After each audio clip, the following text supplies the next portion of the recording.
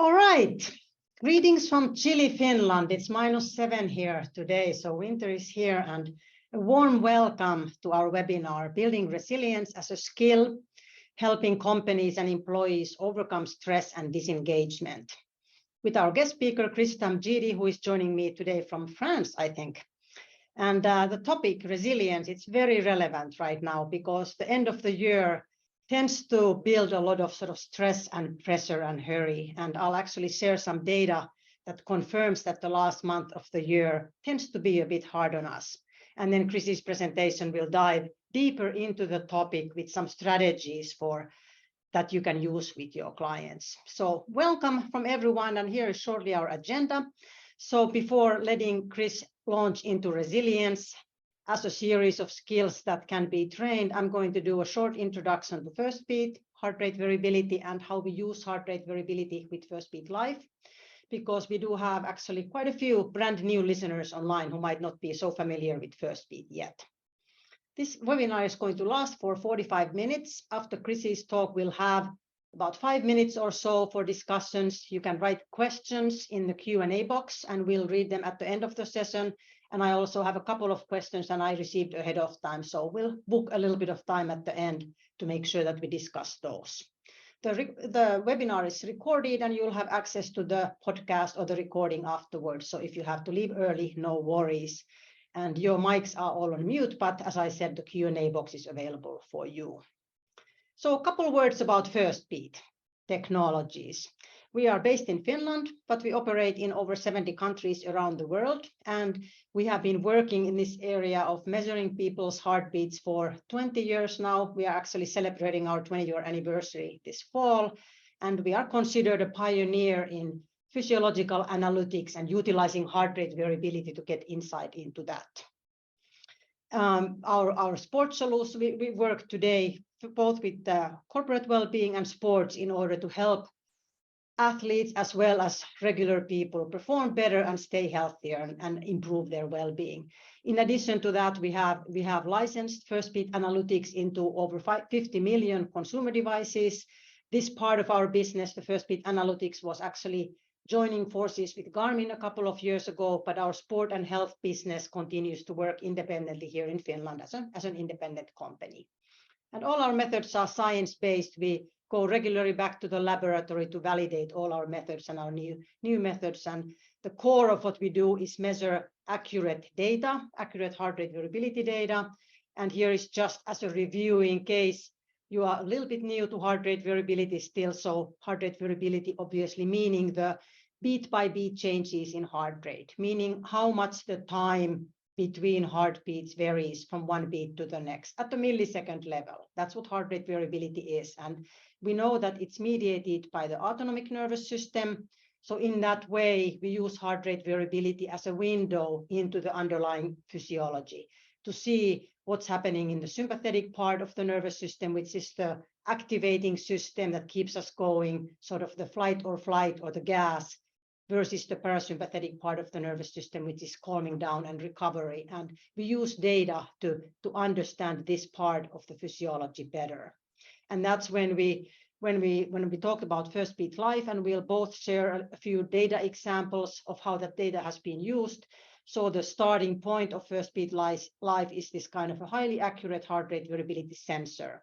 It's attached with electrodes onto the body, so we electrically actually detect that R wave in order to be able to measure the time between beats. And in addition to the measurement device, then the client has a Firstbeat Life mobile app where their results are then shown, and they are able to do measurements as often as they want during the measurement project.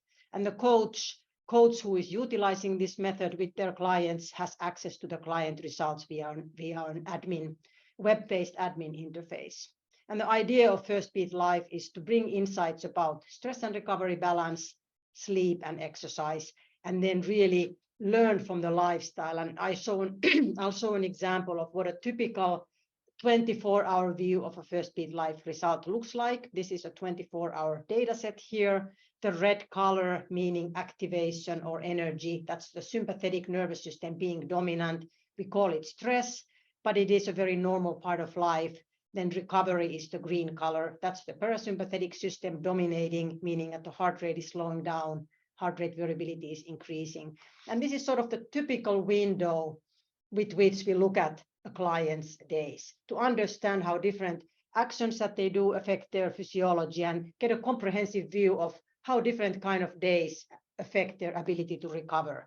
Journal markings obviously are a very helpful addition to that, so it can help the coaching discussion when you really understand what the client was doing. Also an example also that sometimes we sort of narrow the window down and look at the data on a smaller scale. So here's a couple of examples of how a specific kind of relaxation or, for example, deep breathing exercise can acutely influence and boost our heart rate variability. The Firstbeat Life has a real-time data feature, meaning that during the measurement, you can open the app and you can actually see how your stress and recovery graph is sort of accumulating during the day. And here is 2 examples of how a breathing exercise can actually very strongly boost your variability at the time. So here, this person, the blue line here, that's the heart rate variability millisecond value. They had quite a stressful afternoon, a lot of very heavy stress reactions. But when they did a couple of short, about 5-minute breathing exercises, you can see heart rate variability increasing very strongly. The stress level went down, and then they turned into green recovery during the second session. And as a result, or at least boosted by that, they were able to have a very nice relaxing sleep period after that. Here's one other example. This is actually my own data from earlier this year. I had a presentation on stage right here at 3 o'clock. The stress bars were quite high and my heart rate variability was quite low at that time, which is normal because I had to be ready, sort of performing.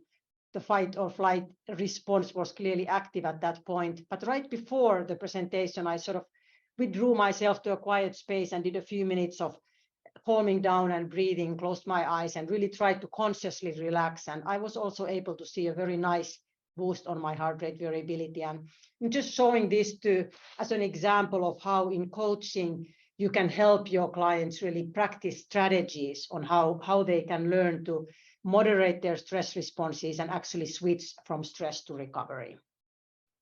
Then from this kind of a small window into the big window, so this is a couple of examples from our big data. This is an example from 2020 to 2022 from over 100,000 measured days when we are looking at a few different phenomena about the end of the year. So the purple line here looks at the sleep duration during the year. You can see that we sleep, especially up here in the north, we clearly sleep less during the summer months when it's light, and I think people just can't resist the temptation of staying awake when it's light. But then it's easy to see that towards the end of the year, we clearly sleep longer.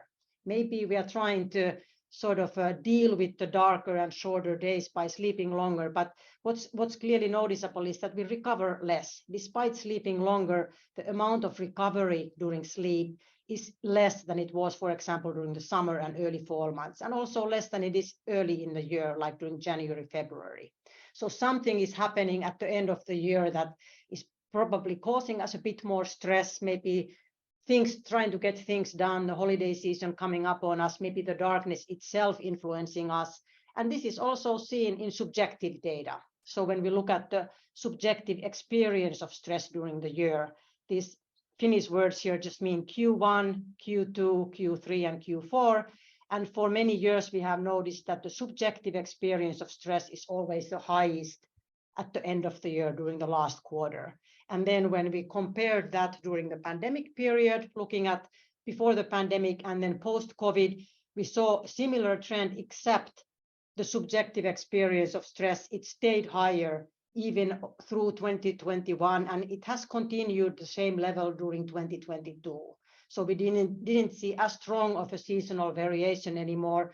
It has been a tough period for many people, for most of us probably, because so many changes and worrisome events around the world. And this is where resilience is really needed so that we could handle with those kind of pressures a little bit better. And I'll let Chris go more deeply into that with this sort of a transition just to the idea that really the core and the focus of this kind of strategies that help people switch their mindset and learn to recognize when it's time to really pay attention to that is to start recognizing early enough when it's time to do some kind of corrective steps. When the load of life or some kind of pressure, hurry, stress is getting to be too much and you're no longer recovering enough, then it's time to take some kind of preventative steps, make some corrective actions so you can sort of turn your own balance towards the whatever your optimal level of performance is. It's not easy to see that, but we are going to be looking at some strategies of how we could individually with our clients and within our companies also notice when somebody is struggling and starting to show those signs that the balance is way off and needs to be corrected. So at that, I'm going to welcome Chris Tamdjidi, who is a co-founder of a company called Awaris. They have a large number of coaches who work around Europe and around the world with the idea of running programs to help build important mental and emotional skills, to promote resilience and to promote sustainable performance with employees, different groups of employees. I've actually worked with Awaris and Chris for many years.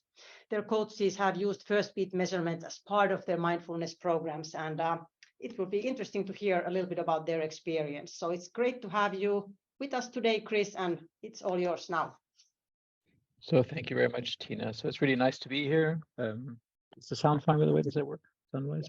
Super. Yeah, it's very nice to be here and very nice to have this chance. And, I think it's important to say I'm the managing director. Internally, they call me the chief nerd officer, the CNO, because I'm the one who does like data and understand data. And I think that's really important. And that's also why I really appreciate working together with you. Because I think that a lot of these issues, once you begin to look in more detail, are not such mysteries, okay? And I think that for me, that's why, working with, this data has been really, really helpful. And I think it's very helpful in our work, okay? So what I'm going to do is I'm just going to show you, first of all, some thinking about resilience and then some specific data. Some of it has been gathered with Firstbeat, some of the other sources of data. But perhaps first a question to all of you, and maybe you can answer in the Q&A. So yesterday, I'm here in France, as Tiina said. I'm at a conference. I presented yesterday. I had interviews. I had discussions with, so this is one of these company matchmaking conferences. I had to talk to French companies. I'm German. My French is, pretty rusty. And, then I had to do some work. I had to deliver a webinar online. What do some of you think was my most stressful thing yesterday? Anybody want to guess? And just feel free to just, type it in the Q&A as a comment. What do you think is the most stressful thing that happened to me yesterday? Okay, CAS presentations. Okay, keep guessing. Was it the interviews? Was it the focused work time? Was it the travel, talking in public, speaking French, lunch break, speaking French? I'm guessing watching the news. No, close. What happened yesterday? What did I sneak off to do for an hour in the middle of the day? So I snuck off to watch the football. Exactly, Germany lost. So people are guessing correctly. The most stressful part of my day was not only the second half of the football game, but also the first half of the football game when I was very excited. So I think that's kind of important to understand. It's not always what we think it is. And I think also your data shows that, Tiina, which is nice to see. It's not always what we think it is, okay? So let's share some of these insights here. So, just kind of starting up, as Tiina said, we work a lot with organizations, individuals, on building resilience and really organize. So this is something which I think is a systematic issue. So Tiina's data showed that it's a systematic issue. So essentially building resilience is a systematic issue for our individuals, our organizations, and our societies, okay? And I think it's important to understand it first. There's a lot of misunderstandings about resilience, okay? So many people think, it's this ability to withstand pressure, steadfastness. Yeah, that's one aspect of it, but it's not just that. It's really also adaptability, flexibility, the ability to change, learn, to flourish, even under difficult situations, to be resourceful, and also cheerfulness, okay? So, resilience is, and I think this is what we're pointing to, we're not inorganic objects, we're organic beings. We forget that often, when we kind of are so cognitive in our working world. And essentially, resilience is really talking about the flourishing of an organic system, okay? So it has many aspects. And this is one of the very important points for me to transmit to you. Each of us is different. Each of us has a different set of resilient skills, okay? So when we're talking about resilience, we're really talking about learning to regulate our state, okay? It's not a being, particular state. It's about actually learning to regulate that and shift that, okay? And so it's not really just about endurance, or endurance is maybe one part of it, but it's about, as Tiina showed, the natural variation in our state and learning to consciously begin to regulate that through relaxation, recovery, and other methods, okay? And it is in the mind and the body, and this is what I find so helpful, again, about working with HRV. Many people have lost contact with their body. They don't feel themselves anymore. They're so in their head. And then they kind of get stressed in their head, and they don't realize how much of their stress comes from their body state and what they're doing with their body, okay? So it's very important to understand that connection, okay? And this is something I find, very important for people to understand, is that just like we manage calories, I'm here at a hotel in France. You can imagine how many calories are available for breakfast, lunch, and dinner. I regulate that. I don't stuff myself the whole time, okay? And I think, interesting enough, many people don't realize that about stress. We stuff our stuff with stress, and we don't realize actually we have to regulate that, okay? So this is, I think, the reality, and resilience deeply affects our functioning, our ability to perform. In today's modern work, our well-being, our resilience is not separate actually from how we collaborate, how we cognitively solve problems, okay? So it's no longer an isolated topic to deal with privately. It is a systematic issue which needs to be integrated. And this is essentially the journey, is that when we have heightened change, heightened distress, as we saw in COVID, it's time to cultivate resilience. And this is what we see in our resilience assessments, actually. People's stress levels have gone up. So Tiina has shown stress levels, but we also see that people's resilience has gone up. People's ability to adapt to change, to respond to situations. So it's interesting to see that we perhaps as a society, we maybe have gotten more stressed. That's the bad side of the coin, but perhaps we've also become more resilient, okay? So what I mean by resilience is his ability to shift states, you see, not just to stay in the stress state, or not just to hope I'm always going to be in the state of well-being. That's not natural. A system, an organic system like us, we have to be able to shift states and vary our states, okay? And so if you look at, a day, you see that there is a lot of shifts going on. And the dangerous thing is to get stuck in a state, especially a stress state, okay? Which is, essentially highly likely nowadays, because we are always having stimulation for our nervous system. In some sense, as Tiina said, stress, what is stress? One way of talking about stress is this predominance of the activation of the sympathetic nervous system over the parasympathetic, okay? And that is a systematic issue which is happening in today's age, okay? But, and this is one thing that's very important, when we do assessments, organizational-wide resilience assessments, each person having their scores and asking them as well what their stress factors are, we see no correlation between the stress factors and their perceived stress load within a certain range, okay? And I stress that, I'll explain that a little bit later, okay? So this complicated, chart that's here with all these dots, that's basically, bundles of people. And you essentially see that I asked people what their stressors are, how kind of strongly are you struggling with, heavy workloads or restructuring your organization or personal conflicts or whatever else. And you kind of summarize these, and then you would assume that the people who say that there's more of these would have a higher perceived stress using the perceived stress scale, which is a well-established stress scale. And again, we do not see a correlation. And I think that this is the opening for talking about resilience, that actually it is not a given that when we have stressors, we necessarily have to feel stressed. And this is our internal regulation ability, okay? So we're talking about building skills here. And I think that this is an important shift for many people to understand, it's a series of skills which allow me to regulate my state, okay? And there are many of these skills. It isn't just a single skill, okay? And these skills are trainable at 3 different levels. So one level is at the behavioral level, okay? So that's how I behave. One level is at the psychological level, and one level is at the neurophysiological level. And what we mean by that behavioral is, for example, my observable activity, how much I eat, how often I eat, for example, during the day, okay? The psychological level is how I think about things, okay? How I think about things. And the neurophysiological level is actually how I actually can directly intervene in my neurophysiological network, okay? Now, I say these 3 levels. So I'm a mindfulness practitioner for many, many years, 30 years. We as an organization, we always work with mindfulness in all of our programs, okay?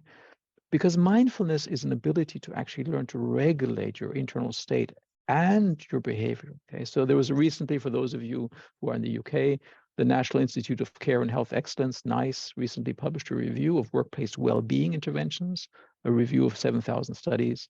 And the conclusion was that yoga and mindfulness are the most effective interventions to reduce stress and to improve well-being in the workplace, okay? So that's very interesting to understand. Why? Coming back to here, if we think about yoga, if we think about mindfulness, why? Because they work at all 3 of these levels, okay? So as an example, when we look at the different skills, we see that some of the ones that Tiina already talked about are here. So my movement has a very strong effect on my recovery, or my sleep, very strong effect on recovery. How I eat. Those of you here, I'm here in France, you can imagine I ate dinner till 9:30 last night, and it was, I managed to not eat too heavily, but of course it affects your sleep, how you eat, okay? But also things like conscious breathing. Some of you are aware of the literature on breathing. There's a very book which came out about 3 years ago, summarizing a lot of the science on breathing, how much breathing affects us. Okay, so those are physical skills. Okay, then there are skills in the overlap between mental and the physical, which is just my what's called interoception, or my bodily self-awareness, my ability to regulate my own internal state. Okay, so this is a very important thing to just notice. How interesting. I slept only 6.5 hours last night. I feel a little bit kind of wobbly internally. My energy is a little bit lower. I noticed that. It'll affect my emotional state. Okay? And also relaxation. And this is a skill that I'm a great fan of. In Germany, if you tell somebody, just relax, entspann dich, it's like an insult. But actually, it's a skill. It's a skill to, given the fact that work is limitless, stimulation is limitless, our ability to regulate our internal sympathetic arousal and shift states is an important skill. Okay? So those are the ones that are in the kind of physical or mental physical. And then, of course, there is emotional regulation, our ability to regulate our emotional state. Our attentional regulation is interesting. It's a very strong skill. Some of you might know, if I work for 9 hours in deep work, concentrated, getting stuff done, I will feel a lot less tired than if I work only 6 hours and I'm completely fragmented. Okay. So it's very interesting to note that increasingly our ability to be focused has a strong impact on our resilience and well-being. And finally, things like positive outlook. Okay, we see a huge difference in our perception of how things are. And then, of course, there's those that are in the social realm, social connection, purpose, and also compassion. So these are all different skills. And each of us will have different profiles of these skills. Okay? None of us are the same, and each of us can strengthen these skills in different ways. Okay?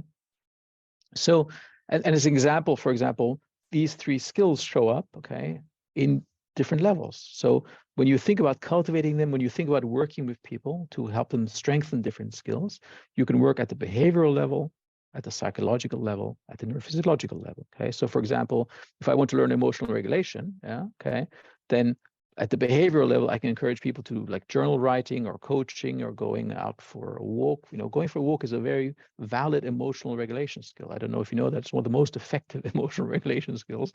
And many people do that instinctively. I'm so irritated, I'm going to go for a walk. Okay, it actually works. Okay, it changes our bodily state and helps us regulate emotions. Okay. But there's also the psychological level. Many people, for example, have the belief that in the workplace, they should be professional, they should really push aside emotions, or that emotions are weak. And this also affects our ability to regulate emotions. We have to shift our mind state to become curious about emotions, to be interested, to trust them, that they always contain intelligence, okay?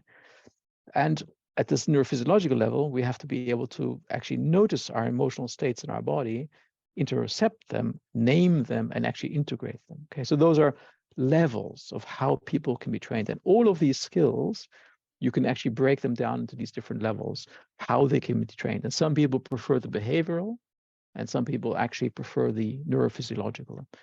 Fundamentally, the neurophysiological level is the most stable. The more you can regulate at that level, the less you are affected by external environments and situations, okay? So ideally, and this is again where the working with Firstbeat can be very helpful, you can actually begin to use that as a window. Okay? So here's an example. This is somebody in Hong Kong we worked with.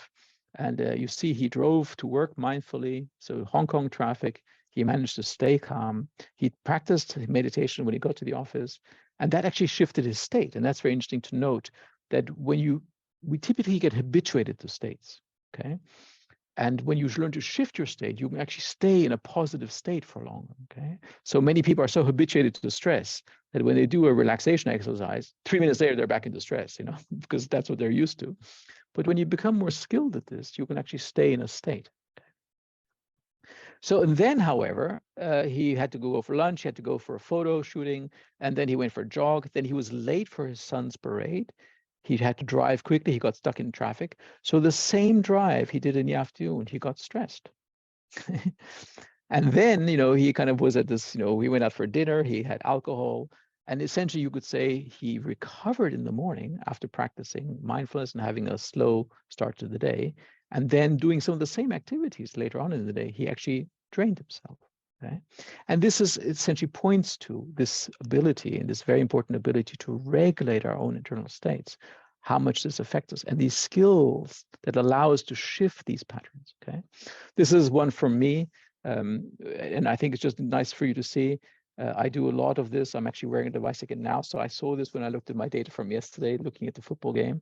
Okay, so I worked on a train to going to Berlin, and you see that it was very focused work. Okay, so there's very low activation. So you can recognize when you're working people, you can begin to recognize other skills. So initially you will look for things like movement, sleep, stress recovery, okay? But actually you can begin to also notice focus. You can begin to notice overeating. You can begin to notice positive outlook. So this is what I do. And you see focus typically has the pattern also from the breathing. Tiina explained, the breathing, the connection to the breathing as well. Focus tends to have about a breath rate of about 22 cycles per minute. Stress has 22 plus 25, 26, 27, and has higher variance. Focus tends to have a steady HRV, and relaxation, for example, kind of begins at 18 and will go down to about, even 10 to 6 cycles per minute. So again, people who practice mindfulness can typically get into about 6 cycles per minute, which is a very deep relaxation state. Okay, so this is just useful to see that focused work is actually a form of almost recovery, actually, okay, compared to other forms of work, okay? And this is an interesting question for you. When you look at these two charts, instinctively, which one would you say was work and which one would you say is recovery, okay? And I've already kind of showed you the answer, but I mean, instinctively, you'd say the bottom one was kind of work, there's much more stress, and the top one was like a day of recovery, but it's actually the other way around, okay? This is a gentleman who's a very positive individual. He likes his work. He really likes his work. He's an HR person. So there's a lot of human interaction. He's very sociable. So, for him, work is just, he loves work. And then on the weekend, he lives in the UK. On the weekend, there's family things which stress him. There is alcohol at a party. And actually, he needs to go back to work to recover from his weekend, okay? And I think, again, that this is what's very important when we begin to understand our picture, that this is just, it varies. Okay? So, and here, for example, just this internal regulation skill, interoceptive ability, actually leads to a higher emotional regulation ability. You see this correlation between these two. So this is, at the individual level, and I just want to kind of take a step back now to go to a larger kind of sense, just for you to connect to that, okay? So just take a minute now to just, notice your internal state. Perhaps you've been half paying attention, half doing other things while Tiina and I have been talking. Okay, you don't even have to try to be particularly mindful or meditative, but just actually take a pause, and above all, raise your gaze to the horizon. So it's not a short gaze, but that your gaze is much more to the horizon. Okay. And just notice your bodily state, notice the rate of your breathing, and see if you can actually connect to your nervous system. And maybe through relaxing the muscles, maybe through lengthening the out breath. See if you can shift your state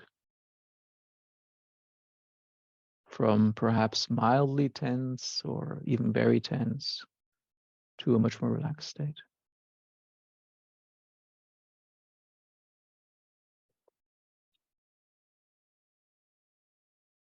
And see if you notice any markers in your body for you to notice that state, whether your muscles feel more relaxed or whether you feel tingling in your feet or in your shins or in your calves.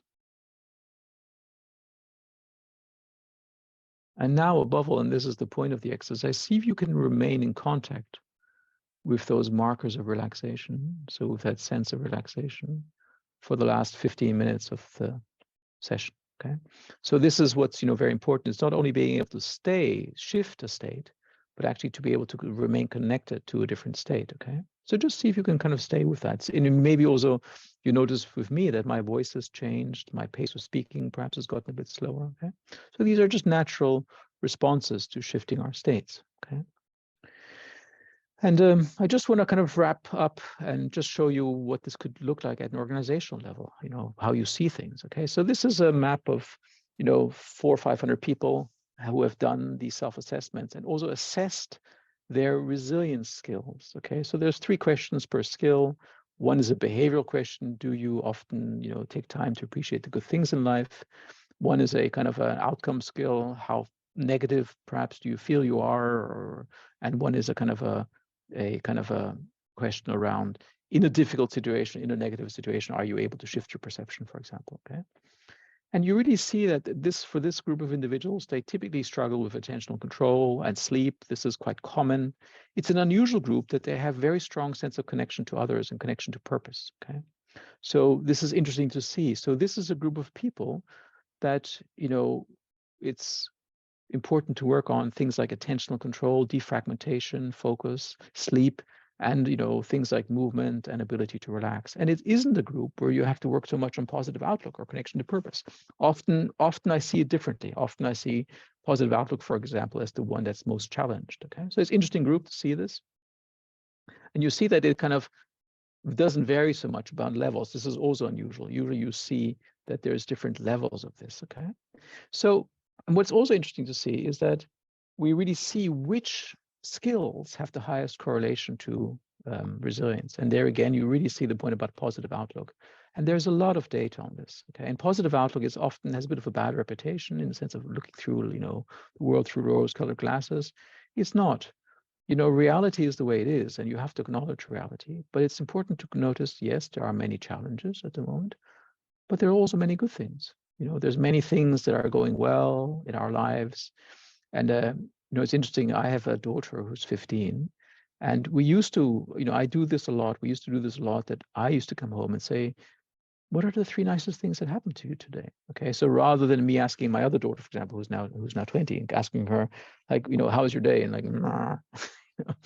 We would do that as a habit, to just ask at dinner, what are the 3 nicest things that happened to you today? Okay, and it's interesting, now she does that back to us. So she's 15, so she principally asks at dinner, what are the 3 nicest things that happened to you today? Okay, and that really shifts a family's conversation. So this is an example how an hour or whatever, 40 minutes at dinner could have been like 3 grumpy people kind of slowly unwinding, or it could be a wonderful conversation about the things in life. Okay, and that really is a strong impact. Same thing for self-compassion. Okay, a lot of people are very harsh on themselves, on their emotional regulation. They judge that, or how stressed they are. That intensifies things. Okay, so it's interesting to see also for different populations which are the most important habits and which are the ones that are important to cultivate as a group. Okay, and then just finally, like I said, I'm the chief nerd officer of the data. Sorry for those of you who find data a bit overwhelming, but this is really looking at people's engagement in resilience boosting behavior. And you see it has a strong correlation. So 0.38 is a strong correlation in the field of social sciences. It has a strong correlation with actually their resilience score or their declines in their stress scores. Okay, and so you really see how our own engagement in these behaviors actually makes a difference. Okay, and this is something that is very important to cultivate at an organizational level, and understanding that stress is reality. And just like exercise, we have to keep at it. You can't just do exercise once and give it up. We need to keep at cultivating resilience. Okay, and these are things we can do, that we do with large groups of people, 500, 800,000 people, where you do, self-assessments for everyone, and then you do introductory, you show the data, and then you say, look, these are the 3 topics that came up, and let's address them together. Let's do a journey together and work on positive outlook, or let's work on sleep, or let's work on stress and recovery. And these are things which are very, very helpful. And also working with HRV assessment, helping people to really see, and this is what I really like now about the newer system, is this ability to really look in and go, interesting, did I manage that yesterday? Did I manage to shift my state? Did I manage to work in a focused way? Did I manage to recover enough? How is my balance? Okay. So this is, I think, what we need in the modern age. We need a very, you could say, skill-based view of resilience and a continual paying attention to resilience, to cultivate it and not think of it as endurance. Okay. And so you see this often with management. There's very interesting data about the correlation between a manager's perception of stress and resilience and how they treat their team. So it's very important to understand that people's perception and skills around resilience fundamentally affect actually how they show up and how they work and deal with these things. Okay. And this is what you see. It is possible to live differently. This is a board member person of a 1.5 billion company. Okay. And those are his budget discussions with the countries. Okay. So you see budget with Italy, you can see his German by the language, and budget with France. He had fantastic discussions with his French teams and his Italian teams. This was a year and a half after Brexit. The UK budget meeting didn't start very well. Okay, so, and then it kind of got better. They found, obviously solutions. They obviously managed to get through it well. And then again, he's another person who, relaxed at work and then he ruined it by drinking alcohol at night. Okay, so again, one of these people who needs work to recover, to recover from his private life. Okay, but I think it's just important to see this, that it is actually possible. And I'm sure you can imagine if a board member is in that state. Okay, what does that feel like to everyone in their organization? How do those negotiations go? It doesn't mean that tough decisions aren't made, but we make them feeling our humanity and feeling, you could say, our sense of connection. Okay, so this is, I think, what is important to learn, which we can cultivate ourselves as individuals, which you can help people with when you're working with them on the Firstbeat, and of course, which organizationally wise we can cultivate. Okay, and I'm glad to now take questions and comments. Thanks, Chris. That's great. Really good food for thought. And I really am with you on that, learning to shift one's state and one's sort of what's going on in the body, that it's so easy to get caught up in that feeling of being busy and being sort of frazzled and stretched all the time. And I personally, I've really had to consciously learn that, okay, take a few slow breaths. Sometimes I just, like I did before that one presentation that I showed the slide, that it wasn't easy or natural for me to start with, but I really find that it can help. It's not going to take away the stress, and it doesn't have to, but it can sort of help moderate so that we don't get caught up in that high level of stress constantly, and then we end up running ourselves ragged. I was going to ask you about the Firstbeat Life method allows to have that real-time data that we mentioned, that in the previous measurements that we had, that wasn't possible, and that was always kind of hoped for. And so it's possible during the measurement to peek at your data, like you said, and see what's happening. So how do you find that in coaching? Do you find that that's a useful tool with your clients, that they can actually see already during measurement what's happening, or does that actually divert their attention to the wrong things? I find on average, I mean, of course, there are some people who, kind of have a lot of self-judgment and who struggle with self-measurement, but most people they find it helpful, because essentially you can kind of encourage them and say, look, when you kick them off on that journey, this is what we often do. We kick them off on that journey, say, look for these things, look for these patterns. And then we often check in with them on a weekly basis. Did you manage to establish that pattern this week? Okay, so this is what I think is so important for people to learn, is that essentially small interventions, and if you support them in making these small interventions, they have this positive feedback loop. Okay, they begin to feel empowered in making these changes.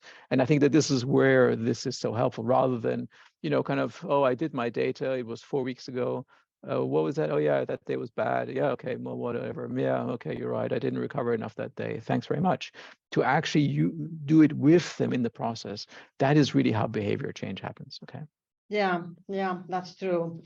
There was a couple of questions about resilience. How do you actually measure resilience? And can you share what kind of resilience assessments you use?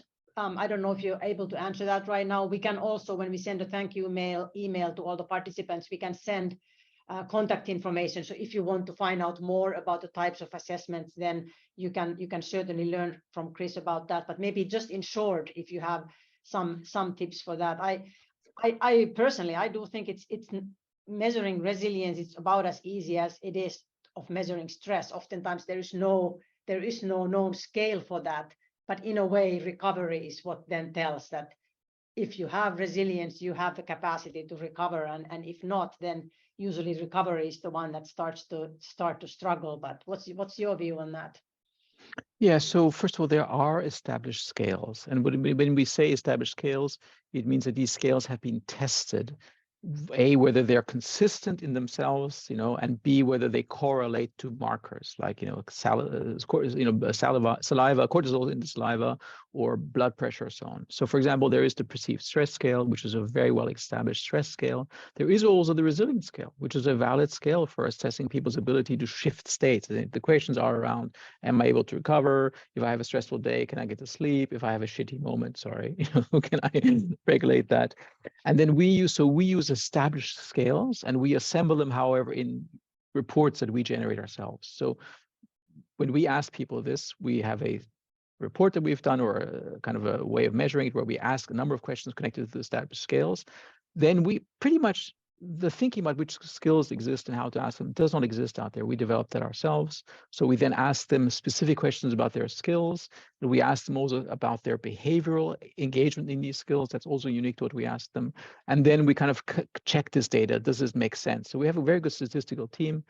And they kind of come up and say, yeah, it makes sense that our way of asking about resilience has a high correlation with resilience scales, has a negative correlation with perceived stress scales. So that's how you make sure that it's valid. So that's what we do. Yeah, great. And I'm sure that if you want to find out more, then you can contact the team Awaris, and they can share you more and find out how you can learn to use that, for example.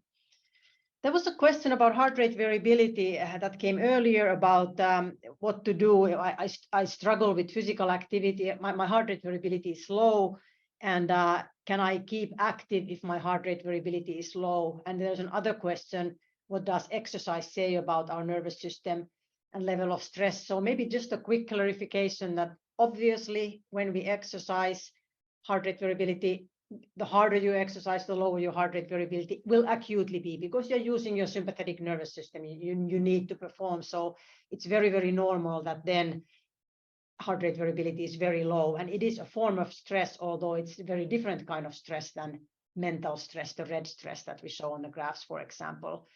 But on the question on low heart rate variability, I maybe just highlight that it is genetics plays a big role on what your heart rate variability number is. So it might be naturally very high, maybe 70 or 80 or 90 milliseconds when you're sleeping. Somebody else, it might be genetically low, maybe in the 20s or 18 or 31, whatever the number is, genetics plays a big role. So I wouldn't worry too much if your level is somewhat low.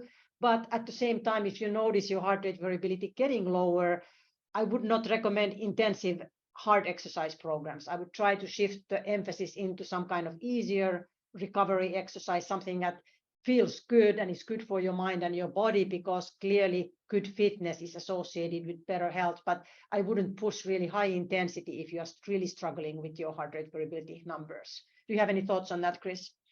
Well, I mean, no, just to add the age issue, age over, as Right. you get older, your heart rate variability declines. So you see this in the data. A 22-year-old has a completely different heart rate variability than me.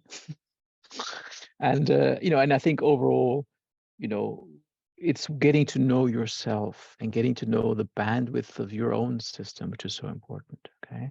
So some people have very good recovery, as you say, in their sleep, and some people who don't have so much good recovery. Some people are actually able to recover at work. Okay. So there's people who get quite relaxed in kind of deep work and, don't get too stressed about that, but have poor sleep.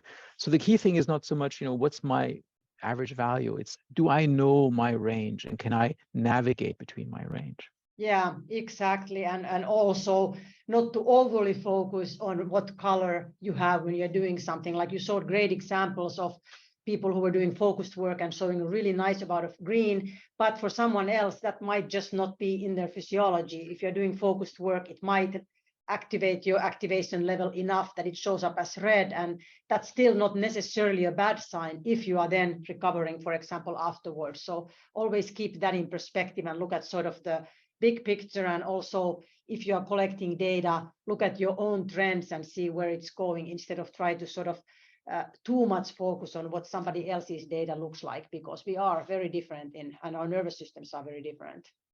And maybe just to add one about focus, and I think this is a very important thing that's understood. The more stressed we are, the more we need to tense with focus, okay? Because our mind is by its nature much more restless. Whereas the more relaxed we are, the more stable our focus can be without effort, okay? And this is, again, one of the core things to understand about mindfulness practice, that your ability to rest your mind and stabilize it means that you have natural focus without stress, without intention. And that's perhaps why my kind of seems to be quite low, perhaps, when I'm in focused. Yeah, great. Really good question. I don't think I was able to pick out quite all of them. I lumped a few of them together that were kind of similar, but we'll take a good look at them. And if there are some core questions that we didn't answer, we'll answer them when we send you a thank you email afterwards in the next few days. But really, Chris, thank you a lot. Thanks a lot. It was a really interesting, fascinating performance or presentation, and I'm sure that people can find more information from Awaris if they are interested on the specific scales or measures that you're using. Thanks for the participants. We had, I think close to 150 people from around the world online, and another 300 sign up who will probably listen to the webinar later. Here's our contact information for both Awaris and from us here at Firstbeat. And thanks for this year's webinars, and hope to see you again next time when we are doing one of these. Thanks, Chris. Have a great day, everyone. Bye-bye.